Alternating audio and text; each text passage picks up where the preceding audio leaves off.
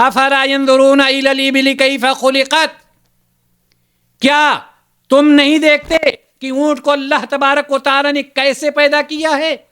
اب ایک اندھا شخص وہ کہہ رہا ہے میں نے دیکھا ہی نہیں اونٹ کس طرح سے ہوتا ہے، ہم کیسے اندازہ لگائیں؟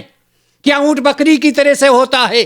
تو بکری بھی میں نے نہیں دیکھی ہے۔ کیا اونٹ گائے کی طرح سے ہوتا ہے؟ تو گائے بھی ہم نے نہیں دیکھا۔ کیا اونٹ جو ہے بھیڑیے کی طرح سے ہوتا ہے؟ وہ بھی ہم نے نہیں دیکھا ہے۔ لیکن اونٹ جس نے دیکھا ہے، جس طرح سے اللہ تبارک و تعالیٰ نے 4 پیر بنائے ہیں، پوچھ بنایا ہے، اس کی گردن کو بنایا ہے، سر کو بنایا ہے، اس کے پیٹھ کو بنایا ہے، اس کے پیٹ کو بنایا ہے، جو دیکھے گا وہ عبرت حاصل کرے گا کہ اے اللہ تو کتنا بڑا ہے، تو کتنی قدرت رکھنے والا ہے، اے اللہ تو نے کس طرح سے اس جانور کو پیدا کیا ہے۔ اللہ تبارک و تعالیٰ نے آنکھ اس لیے عطا کیا ہے۔ بہر صورت آنکھیں اللہ تبارک و تعالیٰ کی بہت بڑی نعمت ہیں۔